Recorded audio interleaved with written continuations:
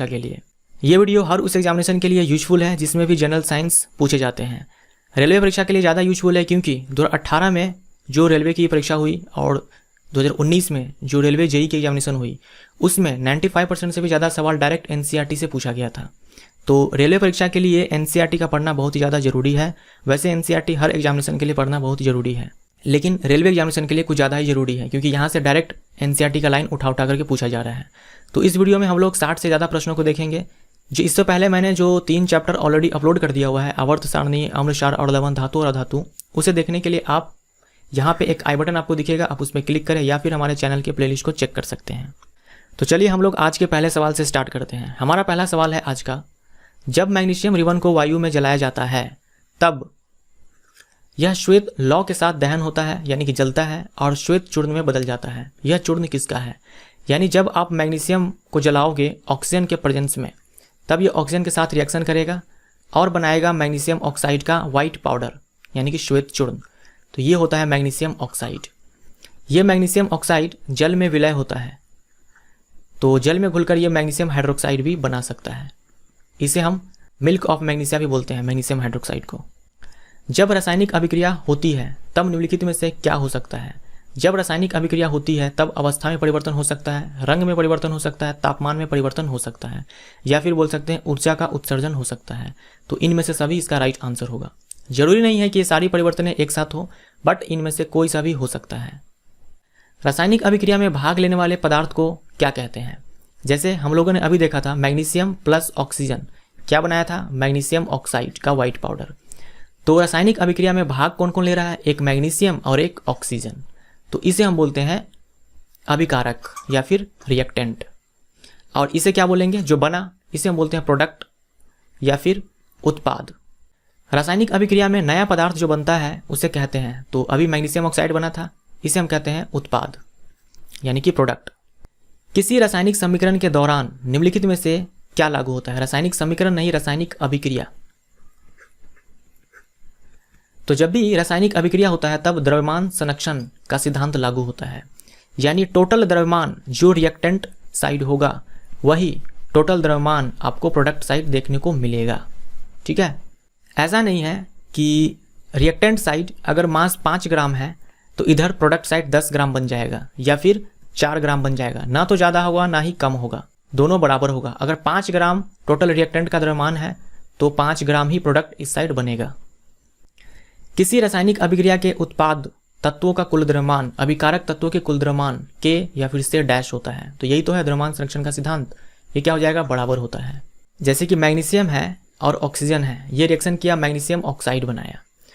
तो द्रव्यमान संरक्षण सिद्धांत के अनुसार टोटल द्रव्यमान इधर जो होगा, यानी कि मैग्नीशियम का आप अलग से निकालो द्रव्यमान, ऑक्सीजन का अलग से निकालो, O2 का, सबको जोड़ो, टोटल मान लो यहाँ x ग्राम आया, तो इधर मैग्नीशियम ऑक्साइड का भी x ग्राम ही बनेगा।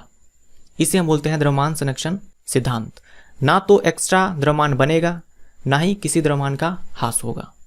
बट यहाँ ध्यान दीजिएगा कि ये जो Mg प्लस O2 मैंने यहाँ लिखा हुआ है ये बैलेंस नहीं है, ये द्रव्यमान संरक्षण सिद्धांत को फॉलो नहीं कर रहा है। क्योंकि यहाँ देखो मैग्नीशियम का यहाँ एक एटम है, मैग्नीशियम का यहाँ एक एटम है, तो चलो इसका द्रव्यमान दोनों तरफ बराबर हो गया। लेकिन ऑक्सीजन का यहाँ 2 एटम है तो यहाँ 2 एटम का मास आएगा, लेकिन यहाँ एक ही एटम है तो यहाँ 1 एटम का मास आएगा, यानी ऑक्सीजन के 1 एटम का मास का यहाँ ह्रास हो जाएगा। तो इसीलिए हम बोलते हैं कि ये अनबैलेंस है, ये असंतुलित है, इसे हमें संतुलित करना पड़ता है। हम लोग आगे देखेंगे। रासायनिक अभिक्रिया के पहले एवं उसके बाद प्रत्येक तत्वों के परमाणु की संख्या डैश होती है, तो ये भी क्या हो जाएगा कि बराबर होती है। जैसे मैग्नीशियम है और यहाँ ऑक्सीजन है, हमने यहाँ बनाया मैग्नीशियम ऑक्साइड। बोला क्या कि रासायनिक अभिक्रिया के पहले एवं उसके बाद प्रत्येक तत्वों के परमाणुओं की संख्या बराबर होती है। यानी रासायनिक अभिक्रिया से पहले मैग्नीशियम का 1 परमाणु था, बनने के बाद भी यहाँ 1 परमाणु है, तो इसमें कोई गड़बड़ी नहीं है, बिल्कुल ठीक है। रासायनिक अभिक्रिया से पहले ऑक्सीजन का यहाँ 2 परमाणु है और यहाँ देखो क्या है, 1 ही परमाणु है, तो ये गलत है। यानी कि ये जो रिएक्शन लिखा हुआ है ये बैलेंस नहीं है, इसे हमें बैलेंस करना पड़ेगा। जो द्रव्यमान संरक्षण सिद्धांत का नियम है उसी को हम लोग इसे दूसरे शब्दों में ऐसे बोलते हैं कि टोटल नंबर ऑफ एटम्स जो रिएक्टेंट साइड होगा वही total number of atoms product side होगा। तो हम इसे बैलेंस कैसे करेंगे? देखो यहाँ ऑक्सीजन का 2 एटम है, यहाँ 1 है, तो हम क्या करेंगे, यहाँ 2 लिख देंगे। अब यहाँ 2 मैग्नीशियम एटम हो गया, 2 ऑक्सीजन एटम हो गया, लेकिन यहाँ एक ही मैग्नीशियम है तो हम यहाँ पर 2 कर देंगे। अब देखो यहाँ भी 2 मैग्नीशियम एटम, यहाँ भी 2 मैग्नीशियम एटम्स, यहाँ 2 मैग्नीशियम 2 ऑक्सीजन एटम्स, यहाँ भी 2 ऑक्सीजन एटम्स। जब यहाँ मैंने 2 लिखा ना, इसका मतलब मैग्नीशियम के साथ भी 2 है और ऑक्सीजन के साथ भी 2 है, तो अब हो गया ये बैलेंस। एक कंकाली रासायनिक समीकरण होता है, यानी एक स्केलेटल केमिकल रिएक्शन होता है। क्या होता है? ये असंतुलित होता है। ठीक है, यहां लिख दो असंतुलित। कंकाली रासायनिक समीकरण Mg+O2 MgO, ये है कंकाली रासायनिक समीकरण, यानी कि असंतुलित रासायनिक समीकरण, क्योंकि ये बैलेंस नहीं है। इसको हम बैलेंस कैसे करेंगे? 2MgO2 2MgO, ये हो गया हमारा बैलेंस।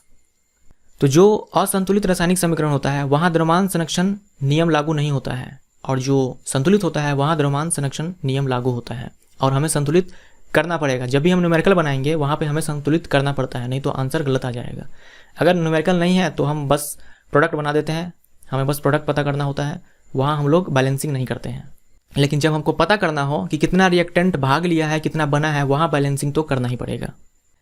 कैल्शियम ऑक्साइड जल से अभिक्रिया करके क्या बनाता है? कैल्शियम ऑक्साइड जल से अभिक्रिया करेगा तो कैल्शियम हाइड्रोक्साइड बनाएगा। कैल्शियम ऑक्साइड बोलते हैं इसे CaO को, और ये जल से अभिक्रिया करेगा, बनाएगा कैल्शियम हाइड्रोक्साइड। अब आपको मैं कई बार बता चुका हूँ, यह है क्विक लाइम, यह है सिलेक्ट लाइम, यह है कली चूना, यह है भकरा चूना। कली चूना को कहते हैं, डैश को कहते हैं, ये हो जाएगा कैल्शियम ऑक्साइड को। भकरा चूना का रासायनिक सूत्र क्या होता है? भकरा चूना यानी कि कैल्शियम हाइड्रोक्साइड, तो यहाँ करेक्शन कर दो थोड़ा सा, कैल्शियम हाइड्रोक्साइड। ठीक है, यहाँ ए छूट गया है, तो बी हमारा राइट आंसर होता कैल्शियम हाइड्रोक्साइड। निम्नलिखित में से किसके विलयन का उपयोग दीवारों पर सफेदी के लिए किया जाता है? तो हमारा आंसर देखो, जब भी आपको इस तरह का सवाल पूछे कि किसका उपयोग दीवारों पर सफेदी के लिए किया जाता है, किसके विलयन का उपयोग, और कली चूना भकरा चूना दोनों आंसर में रहे, तब आप भकरा चूना को टिक करना। मान लो भकरा चूना नहीं होता, सिर्फ कली चूना होता, तब आप कली चूना को टिक करते, लेकिन अगर दोनों आ जाए तब आप भकरा चूना को टिक करोगे। जो कली चूना होता है उसी में हम लोग पानी डालते हैं तो बनता है कैल्शियम हाइड्रोक्साइड। अब क्या है, इसमें हम और वाटर ऐड करेंगे और पानी डालेंगे, तब ये बन जाएगा कैल्शियम हाइड्रोक्साइड का एक्वस सॉल्यूशन, जलीय घोल, और इसे हम दीवारों पर चढ़ाते हैं। निम्नलिखित में से कौन एक संतुलित रासायनिक समीकरण है? तो देख लो आप, यह है रिएक्टेंट साइड और यह है प्रोडक्ट साइड। रिएक्टेंट बोले तो अभिकारक, प्रोडक्ट बोले तो उत्पाद। तो रिएक्टेंट की तरफ अभिकारक साइड आपको 2 हाइड्रोजन दिख रहा है, 2 हाइड्रोजन एटम्स, और यहाँ भी 2 हाइड्रोजन एटम्स, तो हाइड्रोजन एटम्स बैलेंस है। ऑक्सीजन एटम्स यहाँ 2 है, यहाँ 1 ही है, तो ये बैलेंस नहीं है, यानी कि ये संतुलित रासायनिक समीकरण नहीं है। उसी तरह से यहाँ देखो, ये भी संतुलित नहीं है, मैंने आपको ऑलरेडी बताया हुआ है। अब इसमें देखो सी में जिंक का यहाँ 1 एटम है, जिंक का यहाँ 1 एटम है, प्रोडक्ट साइड भी, तो ये ठीक है। हाइड्रोजन का यहाँ 2 एटम्स है, यहाँ भी हाइड्रोजन का 2 एटम्स है, ये भी सही है। सल्फर का 1 एटम है, यहाँ भी सल्फर का 1 एटम है। ऑक्सीजन का यहाँ 4 एटम्स है, ऑक्सीजन का यहाँ 4 एटम्स है, यानी सब बैलेंस है। टोटल नंबर ऑफ एटम्स हर तत्व का जितना है रिएक्टेंट साइड उतना ही है प्रोडक्ट साइड, तो ये हो गया हमारा बैलेंस। और यहाँ देखो डी में आयरन का 1 एटम, यहाँ 3 एटम्स, तो ये पहले ही हो गया अनबैलेंस, तो सी हमारा राइट आंसर हो जाएगा। ऐसी अभिक्रिया जिसमें 2 या 2 से अधिक अभिकारक मिलकर एकल उत्पाद का निर्माण करते हैं उसे डैश कहा जाता है। यानी कि 2 या 2 से अधिक अभिकारक मिल करके एक सिंगल प्रोडक्ट बनाएगा, याद रखिएगा, एकल उत्पाद यानी कि सिंगल प्रोडक्ट।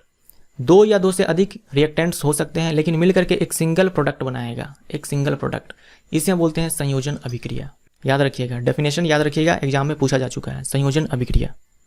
निम्नलिखित में से कौन सा एक संयोजन अभिक्रिया का उदाहरण है? कोयले का दहन यानी कि कार्बन का दहन, C+O2 CO2। तो देख लो, 2 या 2 से अधिक अभिकारक मिलकर के एक सिंगल प्रोडक्ट बनाया CO2, तो ये हो गया कोयले का दहन, तो ये है संयोजन अभिक्रिया। अब देखो, क्या आप बता सकते हो ये बैलेंस है या नहीं है? ये अनबैलेंस है, ये असंतुलित है, सॉरी माफ कीजिएगा, ये संतुलित है। कार्बन का 1 एटम, यहाँ भी 1 एटम, यहाँ 2 एटम्स ऑक्सीजन का, यहाँ 2 एटम ऑक्सीजन का, तो ये बैलेंस है, बिल्कुल सही है। अब देखो, हाइड्रोजन और ऑक्सीजन से जल का निर्माण यानी कि H2+O2 क्या बनेगा? H2O। तो यहाँ भी देखो 2 अभिकारक है, मिलकर के एक प्रोडक्ट बनाया, सिंगल प्रोडक्ट, तो ये भी हो गया संयोजन अभिक्रिया, तो ये भी सही है। और क्या ये बैलेंस है? ये बैलेंस नहीं है। हाइड्रोजन का यहाँ 2 एटम्स, यहाँ 2 एटम्स, ठीक है। ऑक्सीजन का यहाँ 2 एटम्स लेकिन यहाँ एक ही है, तो ये बैलेंस नहीं है। इसे हम बैलेंस के रूप में ऐसे लिखते हैं H2 + O2 2H2O और यहाँ कर दो 2, यानी 4 hydrogen atoms 4 hydrogen atoms, 2 oxygen atoms 2 oxygen atoms. अब ये बैलेंस हो गया। उसके बाद कली चूना से भगरा चूना बनाना। कली चूना यानी कि कैल्शियम ऑक्साइड प्लस H2O, यहाँ क्या बनेगा? Calcium hydroxide. तो देख लो 2 अभिकारक है, 1 प्रोडक्ट है, तो ये भी हो गया संयोजन अभिक्रिया।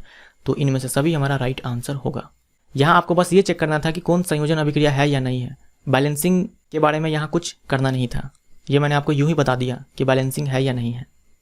ऐसी अभिक्रिया जिसमें उत्पाद के निर्माण के साथ ऊष्मा भी उत्पन्न होता है उसे क्या कहते हैं? यानी कोई रिएक्शन में रिएक्टेंट से प्रोडक्ट बनता है और साथ में एनर्जी रिलीज होती है, ठीक है, ऊष्मा उत्पन्न होती है या फिर ऊर्जा उत्पन्न होती है। ऐसे अभिक्रिया को हम लोग क्या बोल सकते हैं? ऊष्माक्षेपी। जैसे कोयले को जब जलाया जाता है, यानी कार्बन का जब दहन होता है, तब CO2 साथ में ऊष्मा भी निकलती है, तो ये हो गया ऊष्माक्षेपी। ऊष्माक्षेपी अभिक्रिया को हम लोग बोलते हैं एक्जोथर्मिक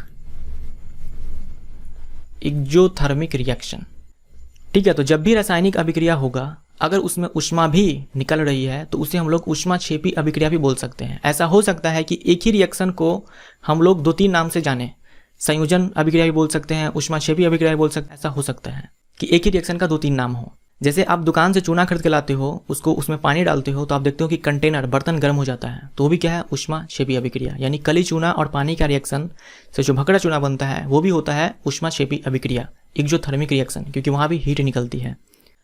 निम्नलिखित में से कौन सा एक ऊष्माक्षेपी अभिक्रिया का उदाहरण है? यानी कौन सा ऐसा एग्जाम्पल है जिसमें अभिक्रिया होती है और वहाँ एनर्जी रिलीज होती है? तो रेस्पिरेशन में आपने पढ़ा होगा, ग्लूकोज से एनर्जी को निकाला जाता है सेल के अंदर, वही एनर्जी हमें चाहिए होता है, तो इसमें ऊर्जा उत्पन्न होती है, तो ये ऊष्माक्षेपी अभिक्रिया है। प्राकृतिक गैस का दहन, जैसे मीथेन को जलाने से ऊष्मा उत्पन्न होती है, तो ये भी हमारा सही है। शाक सब्जियों का विघटित होकर कंपोस्ट बनना, ये भी क्या है? ऊष्माक्षेपी अभिक्रिया का उदाहरण है। तो ये सब आपको ध्यान में रखना है, सब NCERT के एग्जाम्पल में दिया हुआ है, तो इनमें से सभी हमारा राइट आंसर हो जाएगा। कैल्शियम ऑक्साइड पानी के साथ अभिक्रिया किया और कैल्शियम हाइड्रोक्साइड बनाया और साथ में देखो ऊष्मा भी उत्पन्न हुई, तो ये क्या हो जाएगा? यह एक ऊष्माक्षेपी अभिक्रिया है। बट देखो आप, 2 अभिकारक है मिलकर के एक सिंगल प्रोडक्ट बनाया, तो ये संयोजन अभिक्रिया भी है। तो उपयुक्त दोनों हमारा राइट आंसर हो जाएगा। निम्नलिखित में से कौन सा प्राकृतिक गैस का उदाहरण है? प्राकृतिक गैस बोले तो जो जमीन के अंदर जीवाश्म से बनता है, खास करके हाइड्रोकार्बन गैस, तो इसमें मीथेन गैस हमारा राइट आंसर हो जाएगा। हाइड्रोकार्बन, मीथेन क्या है? हाइड्रोकार्बन है, तो मीथेन गैस हमारा राइट आंसर है। मीथेन गैस को हम लोग मार्श गैस भी बोलते हैं, मार्श गैस। श्वसन प्रक्रिया में जब ग्लूकोज टूटता है तब निर्माण होता है, तो श्वसन प्रक्रिया में जब ग्लूकोज टूटता है तब कार्बन डाइऑक्साइड, जल और ऊर्जा ATP के रूप में ऊर्जा का निर्माण होता है, तो BCD हमारा राइट आंसर होगा। BCD यानी कि C हमारा राइट आंसर होगा। एक ऐसी अभिक्रिया जिसमें एकल अभिकारक टूटकर छोटे छोटे उत्पाद बनाते हैं उसे कहते हैं। अभी हम लोगों ने देखा था कि दो या दो से ज़्यादा अभिकारक मिल करके एक सिंगल प्रोडक्ट बनाता है, इसे हम बोलते हैं संयोजन अभिक्रिया। अब ये बोल रहा है कि एक सिंगल रिएक्टेंट है, ये क्या करेगा? टूट करके 2 या 2 से अधिक उत्पाद बनाएगा, तो ये क्या हो गया? वियोजन। इसको हम बोलते हैं अपघटन, ठीक है, अपघटन या फिर वियोजन अभिक्रिया, ये हमारा राइट आंसर होगा। एक सिंगल रिएक्टेंट, एक सिंगल अभिकारक, एकल अभिकारक टूट करके छोटे छोटे उत्पाद बनाएगा। फेरस सल्फेट क्रिस्टल जो कि हरे रंग का होता है के एक इकाई सूत्र में जल का कितना अणु मौजूद होता है? फेरस सल्फेट FeSO4.7H2O, तो 7 जल का मॉलिक्यूल होता है। इसे क्या बोलते हैं हम लोग? Green vitriol. और एक होता है blue vitriol, CuSO4.5H2O, 5H2O, blue vitriol, नीला होता। तो ये दोनों फॉर्मूला आपको याद रखना है और इसका नाम भी। जब फेरस सल्फेट का अपघटन होता है तब डैश बनता है। जब फेरस सल्फेट का अपघटन होता है तब फेरिक ऑक्साइड का ठोस मिलता है, सल्फर डाइऑक्साइड गैस मिलता है और सल्फर ट्राइऑक्साइड गैस मिलता है। यानी कि जब फेरस सल्फेट FeSO4 का हम लोग अपघटन करवाएंगे तब Fe2O3 plus SO2 plus SO3 sulphur dioxide, sulphur trioxide बनेगा। इनमें से सभी हमारा राइट आंसर हो जाएगा VBI। इंपॉर्टेंट क्वेश्चन है ये, आपके एग्जाम में पूछा हुआ है और ये पूछा जा सकता है। जब कैल्शियम कार्बोनेट का ऊष्मीय वियोजन होता है तब क्या बनता है? कैल्शियम कार्बोनेट, जिसे हम चूना पत्थर बोलते हैं, CaCO3, इसका हम लोग क्या करना है? अपघटन करवाना है। तो यहाँ बनेगा calcium oxide plus carbon dioxide gas. तो कैल्शियम ऑक्साइड और कार्बन डाइऑक्साइड, ए इसका राइट आंसर होगा। जब लेड नाइट्रेट के चूर्ण को गर्म किया जाता है तब भूरे रंग का गैस उत्सर्जित होता है, यह गैस होता है। जब लेड नाइट्रेट PbNO3 का हम लोग अपघटन करवाएंगे, चूर्ण को गर्म करना यानी कि अपघटन करवाना, तब बनता है लेड ऑक्साइड PbO, साथ में ऑक्सीजन गैस, साथ में नाइट्रोजन डाइऑक्साइड NO2। तो नाइट्रोजन डाइऑक्साइड हमारा राइट आंसर होगा, क्योंकि भूरे रंग का गैस उत्सर्जित होता है, भूरे रंग का गैस बोला है, और ऑक्सीजन के पास ना तो कोई रंग होता है ना ही गंध होता है, तो ऑक्सीजन तो होगा नहीं, तो बचा हमारा नाइट्रोजन डाइऑक्साइड। तो यही हमारा राइट आंसर होगा। आप ये तीनों ही प्रोडक्ट याद रखें कि जब लेड नाइट्रेट को गर्म किया जाता है तब लेड ऑक्साइड, ऑक्सीजन गैस और नाइट्रोजन डाइऑक्साइड तीनों ही बनता है। लेड नाइट्रेट के तापीय अपघटन से बनता है लेड ऑक्साइड, नाइट्रोजन डाइऑक्साइड और ऑक्सीजन। इनमें से सभी हमारा राइट आंसर होगा। जल के वैद्युत अपघटन से बनता है, यानी कि H2O है, इससे करंट पास करवाना है, तब ये बनेगा H2 और O2, यानी कि हाइड्रोजन और ऑक्सीजन। तो ए हमारा राइट आंसर होगा। सिल्वर क्लोराइड का रंग कैसा होता है? सिल्वर क्लोराइड का रंग होता है उजला, और जब आप इस सिल्वर क्लोराइड को रख दोगे सनलाइट में तब ये टूट जाएगा सिल्वर सॉलिड और क्लोरीन गैस में। अब ये हो जाएगा धूसर रंग का, जो यहाँ लिखा हुआ है ना धूसर, तो ये धूसर रंग का हो जाएगा। प्रकाश की उपस्थिति में सिल्वर क्लोराइड का डैश और डैश में वियोजन हो जाता है। तो प्रकाश की उपस्थिति में सिल्वर क्लोराइड यानी कि AgCl का सिल्वर और क्लोरीन में वियोजन हो जाता है। तो सिल्वर और क्लोरीन। निम्नलिखित में से किसका उपयोग श्याम श्वेत ब्लैक एंड व्हाइट फोटोग्राफी में किया जाता है? तो ये हो जाएगा सिल्वर ब्रोमाइड। सिल्वर ब्रोमाइड को भी अगर आप सनलाइट में रखो तो ये सिल्वर और ब्रोमीन में टूट जाएगा। तो सिल्वर ब्रोमाइड हमारा ये राइट आंसर होगा। तो ये देखो, ये क्या है? वियोजन अभिक्रिया। एक सिंगल रिएक्टेंट था और प्रोडक्ट बनाया 2 या 2 से ज़्यादा। यहाँ 2 प्रोडक्ट बनाया है बट 2 से भी ज़्यादा बना सकता है। तो ये हो गया हमारा डिकम्पोजिशन रिएक्शन या फिर अपघटन अभिक्रिया या फिर वियोजन अभिक्रिया। जिन अभिक्रिया में ऊष्मा अवशोषित होती है उन्हें डैश कहते हैं। इसे हम बोलते हैं ऊष्मा शोषी अभिक्रिया, यानी कि ये ऊष्मा का अवशोषण करता है। हम लोग क्या करते हैं? इसमें एनर्जी को देते हैं। अब ये एनर्जी हम लाइट के फॉर्म में दे सकते हैं, प्रकाश के फॉर्म में। हम ये एनर्जी टेम्परेचर के फॉर्म में दे सकते हैं, टेम्परेचर बढ़ा करके। हम ये एनर्जी करंट के फॉर्म में भी दे सकते हैं। तो अगर लाइट के फॉर्म में अगर एनर्जी दिया और हुआ अपघटन अभिक्रिया, उसे हम बोलते हैं प्रकाशीय अपघटन। टेम्परेचर बढ़ाकर अगर अपघटन किया गया तो तापीय अपघटन, और अगर इलेक्ट्रिक करंट पास करवा करके अपघटन कराया गया, जैसे हम लोगों ने देखा था कि पानी से करंट पास करवाया गया तो ये H2 और O2 बना, तो इसे हम बोलते हैं वैद्युत अपघटन। तो इनमें से किसी भी रूप में हम लोग एनर्जी दे सकते हैं। कॉपर सल्फेट के विलयन का रंग कैसा होता है? कॉपर सल्फेट के विलयन का रंग नीला होता है। अभी मैंने आपको बताया था FeSO4.7H2O, तो इसका विलयन अगर होगा तो ये हरा कलर का होगा, और CuSO4.5H2O अगर इसका विलयन होगा तो ये नीला कलर का होगा। ये है ग्रीन विट्रियोल और यह है ब्लू विट्रियोल। जब किसी लोहे की कील को कॉपर सल्फेट के विलयन में डाला जाता है तब थोड़ी देर के बाद लोहे की कील का रंग भूरा हो जाता है और कॉपर सल्फेट विलयन का नीला रंग मलिन पड़ जाता है। ठीक है, मलिन पड़ जाता है। यह कौन सी अभिक्रिया है? देखिए, पहले विलयन जो था ये कॉपर सल्फेट का था, CuSO4 इसका विलयन था, और कॉपर सल्फेट का विलयन का रंग कैसा होता है? ब्लू कलर का होता है। हम लोगों ने अभी देखा था ब्लू कलर का होता है।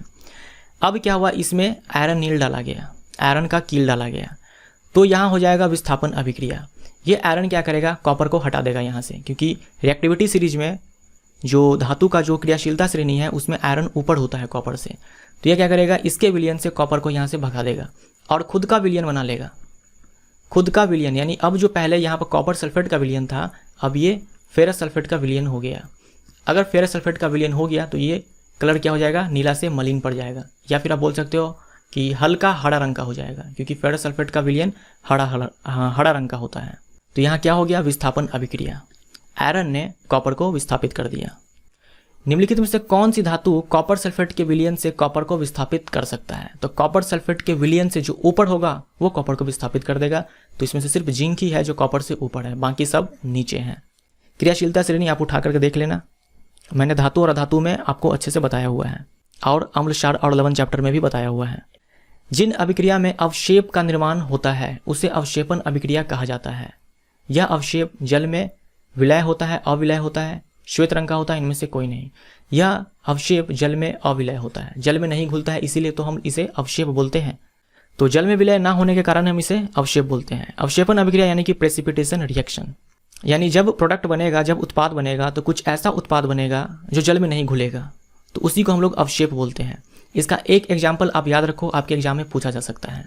Sodium sulphate Na2SO4, sodium sulphate जब रिएक्शन करेगा बेरियम क्लोराइड से BaCl2 से, तब यहाँ बनेगा BaSO4 प्लस NaCl। बैलेंसिंग पे मैं नहीं जा रहा हूँ, मैं आपको बस यहाँ प्रोडक्ट दिखा रहा हूँ। तो ये जो BaSO4 है ये बनता है PPT यानी कि अवक्षेप, क्योंकि ये जल में नहीं घुलेगा। सोडियम क्लोराइड तो आपको पता ही है जल में घुल जाता है, नमक है ये, जल में घुल जाएगा। बेरियम सल्फेट ये जल में नहीं घुलेगा, इसे हम बोलते हैं PPT प्रेसिपिटेट।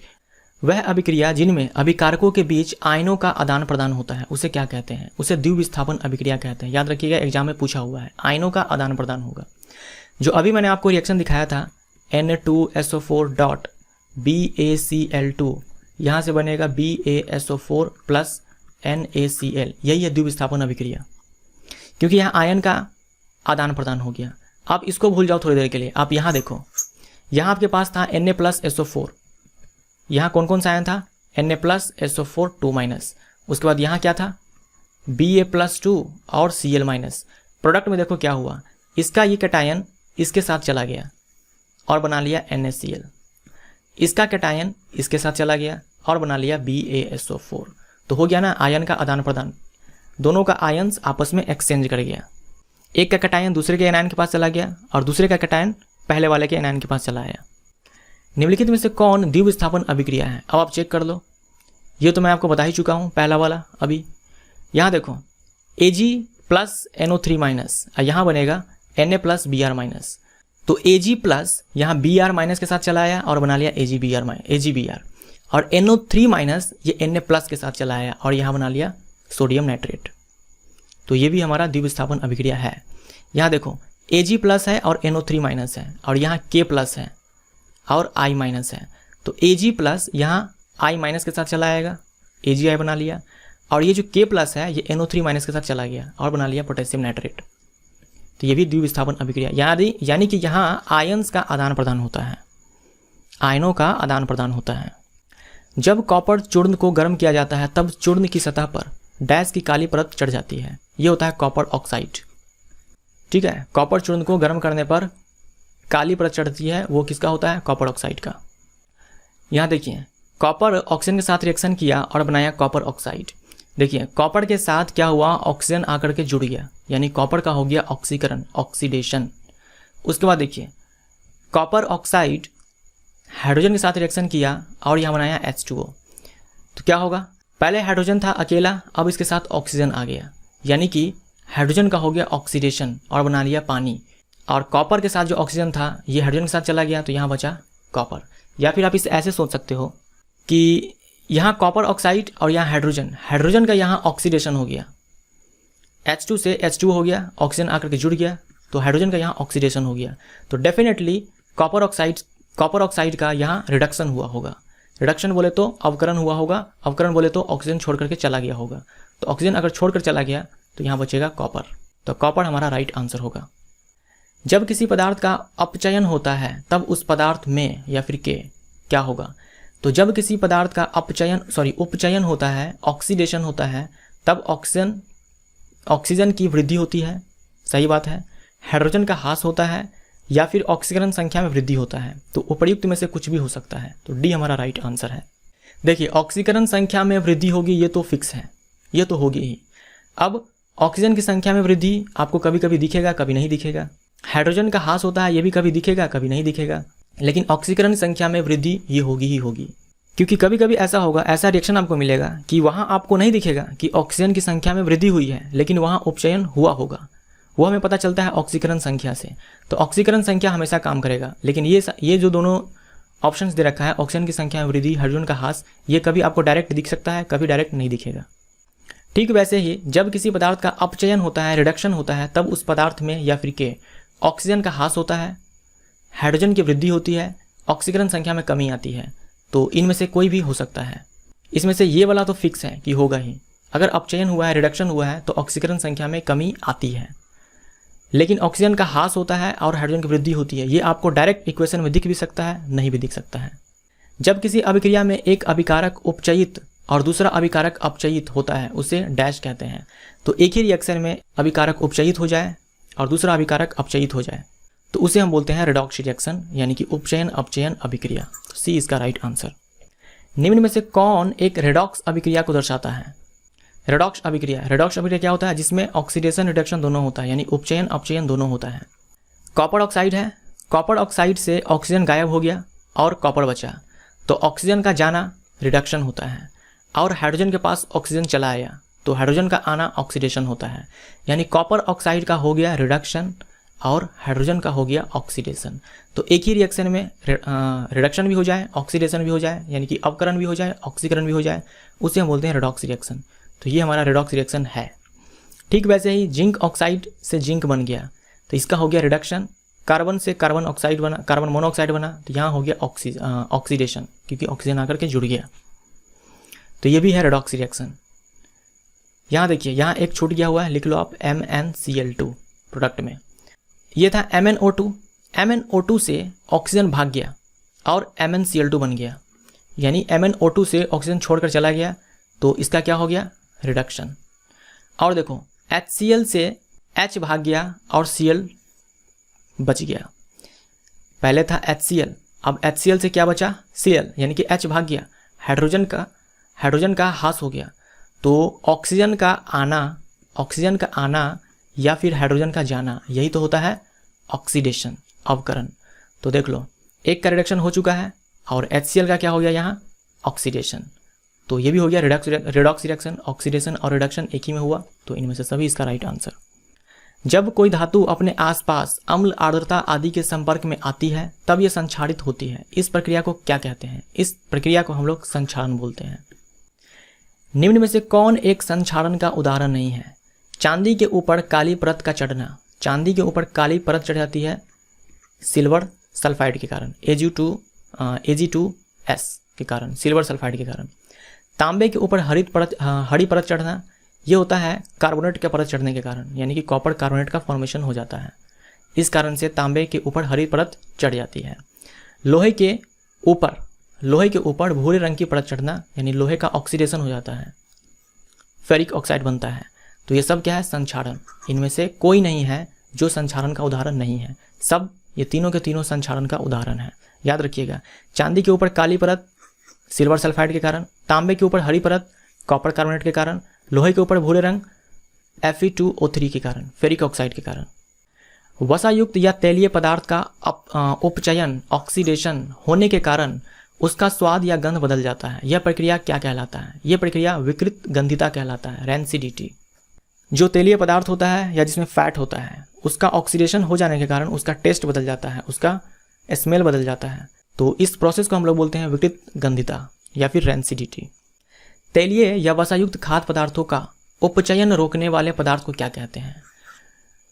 तो तैलीय या फिर वसायुक्त जो खाद्य पदार्थ होता है, उसका उपचयन हो जाएगा, उसका टेस्ट खराब हो जाएगा, स्मेल चेंज हो जाएगा, तो उसे रोकने के लिए उसमें मिलाया जाता है कुछ पदार्थ, जिसे हम बोलते हैं प्रतिऑक्सीकारक। ये पदार्थ क्या करता है? प्रतिऑक्सीकारक, नाम से क्लियर है, एंटीऑक्सीडेंट बोलते हैं इसे, एंटीऑक्सीडेंट। यानी कि ये क्या करेगा? ऑक्सीडेशन को रोकेगा, उपचयन को रोकेगा, इसे हम बोलते हैं प्रतिऑक्सीकारक।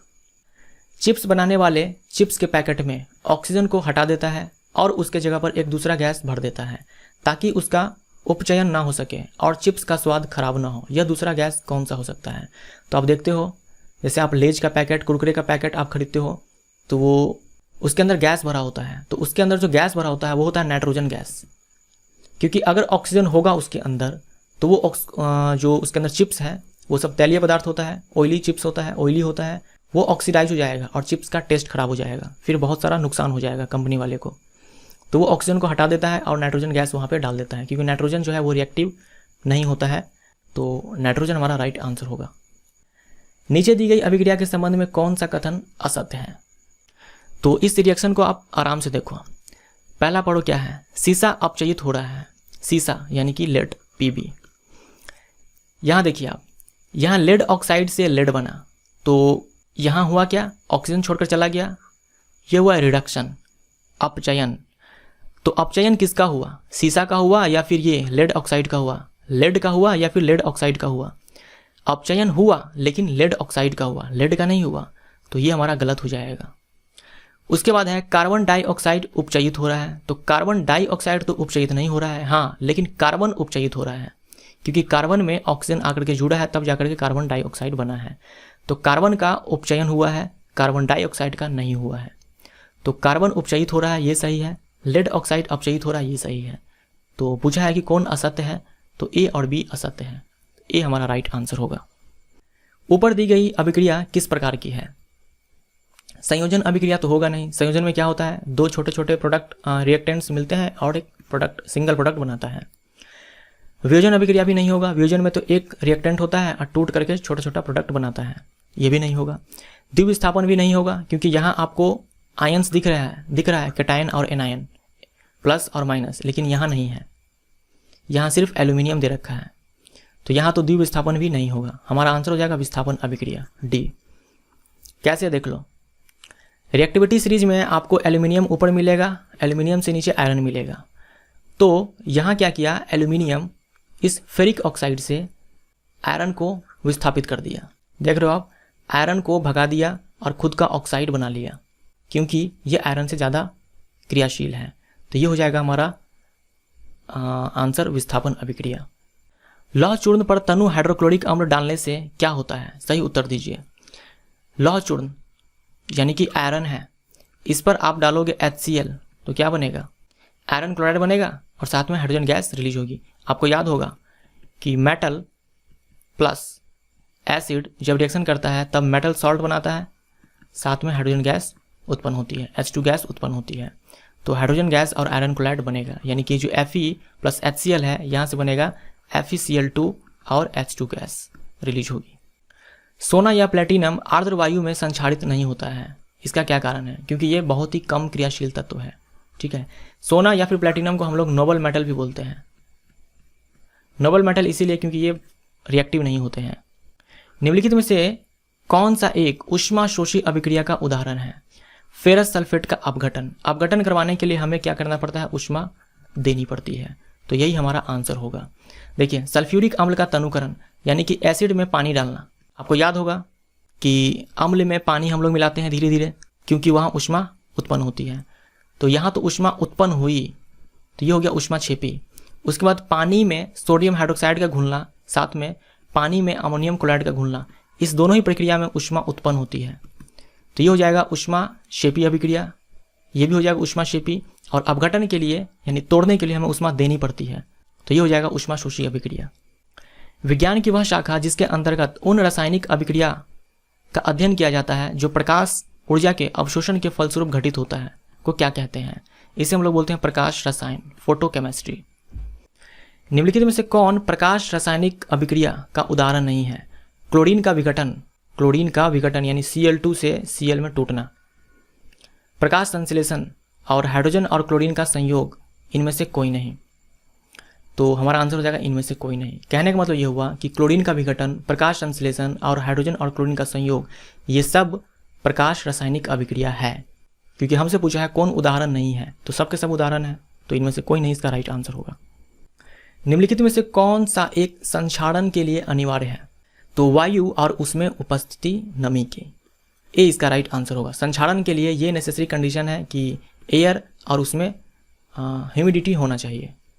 लोहे में जंग लगना, लोहे में जंग लगना ये संक्षारण है, और ये लोहे में जंग इसलिए लगता है क्योंकि लोहा का ऑक्सीडेशन होता है। तो बी और सी हमारा राइट आंसर होगा। ठीक है, लोहे में जंग लगना ये ऑक्सीकरण का भी उदाहरण है और संक्षारण का भी उदाहरण है। जब लोहे पर जंग लगता है तब इसके ऊपर डैश की भूरे रंग की परत चढ़ जाती है, क्या हो जाएगा? Ferric oxide. ठीक है। फेरिक ऑक्साइड, लोहे पर जंग लगता है और कौन सी पर चढ़ती है, भूरे रंग की पर चढ़ती है। ये कलर भी आपको याद रखना है और फेरिक ऑक्साइड के कारण ऐसा होता है ये भी याद रखना है। नाइट्रोजन और हाइड्रोजन के संयोग से अमोनिया का बनना किसका उदाहरण है, ये आपको ध्यान में रखना है। नाइट्रोजन और हाइड्रोजन के संयोग से अमोनिया बनता है, NH3 बनता है। इस प्रोसेस में बहुत सारी ऊष्मा उत्पन्न होती है, ये होता है ऊष्माक्षेपी अभिक्रिया। नाइट्रोजन और ऑक्सीजन से नाइट्रिक ऑक्साइड यानी कि NO, नाइट्रिक ऑक्साइड, इसी को हम लोग नाइट्रोजन मोनोऑक्साइड भी बोलते हैं। तो नाइट्रिक ऑक्साइड का बनना ये है ऊष्माशोषी अभिक्रिया, ठीक है। यानी कि N2 और O2 मिलकर जो 2NO बनता है, तो इस प्रोसेस में हमें एनर्जी देनी पड़ती है, ठीक है, ऊष्मा देनी पड़ती है, इसीलिए ये ऊष्माशोषी अभिक्रिया है, एंडोथर्मिक रिएक्शन है। अब कार्बन सल्फर से रिएक्शन किया और कार्बन डाइसल्फाइड बनाया, ये किसका अभिक्रिया है, ये है संयोजी अभिक्रिया। देख रहे हो, दो रिएक्टेंट्स मिलकर के एक सिंगल प्रोडक्ट बनाया, तो ये हो गया संयोजी अभिक्रिया। साथ में ये है ऊष्माशोषी अभिक्रिया, क्योंकि आप देख रहे हो यहाँ ऊष्मा दिया गया है। तो A और C इसका राइट आंसर होगा दोनों। ऑक्सीकारक वह पदार्थ है, ऑक्सीकारक यानी कि ऑक्सीडाइजिंग एजेंट। तो ऑक्सीकारक या फिर ऑक्सीडाइजिंग एजेंट वो पदार्थ है जो दूसरे का ऑक्सीकरण कर दे, ठीक है, दूसरे पदार्थ का ऑक्सीकरण कर दे और खुद का, ठीक है, यहाँ अगर दूसरा काट दो तो खुद का अवकरण कर दे। ध्यान रखिएगा, ऑक्सीडाइजिंग एजेंट वो होता है जो दूसरे को ऑक्सीडाइज करता है। ऑक्सीकारक वो पदार्थ होता है जो दूसरे का ऑक्सीकरण करता है, खुद का नहीं, खुद का वो अवकरण करेगा, खुद का वो रिडक्शन करेगा। निम्नलिखित में से कौन ऑक्सीकारक और अवकारक दोनों की तरह उपयोग होता है, यानी ये ऐसे पदार्थ हैं जो ऑक्सीकरण भी करता है और अवकरण भी करता है, दूसरे पदार्थ का ऑक्सीकरण भी कर देता है और अवकरण भी कर देता है, ऑक्सीडेशन भी कर देता है, रिडक्शन भी कर देता है। तो ये है एक हाइड्रोजन सल्फाइड, हाइड्रोजन परऑक्साइड और नाइट्रस ऑक्साइड यानी कि N2O। इसके अलावा और भी होते हैं, बट आप इतना याद रखो काफ़ी है। तो इनमें से सभी इसका राइट आंसर हो जाएगा, हाइड्रोजन सल्फाइड, हाइड्रोजन परऑक्साइड और नाइट्रस ऑक्साइड। इसे हम लाफिंग गैस भी बोलते हैं नाइट्रस ऑक्साइड को। NO को बोलते हैं नाइट्रिक ऑक्साइड और N2O को बोलते हैं नाइट्रस ऑक्साइड और NO2 को बोलते हैं नाइट्रोजन डाइऑक्साइड। पोटेशियम डाइक्रोमेट का रासायनिक सूत्र क्या होता है, KMnO4 ये है पोटेशियम परमैंगनेट, K2Cr2O7 ये है पोटेशियम डाइक्रोमेट, H2O2 ये है हाइड्रोजन परऑक्साइड और HNO3 ये होता है नाइट्रिक एसिड और HNO2 ये होता है नाइट्रस एसिड।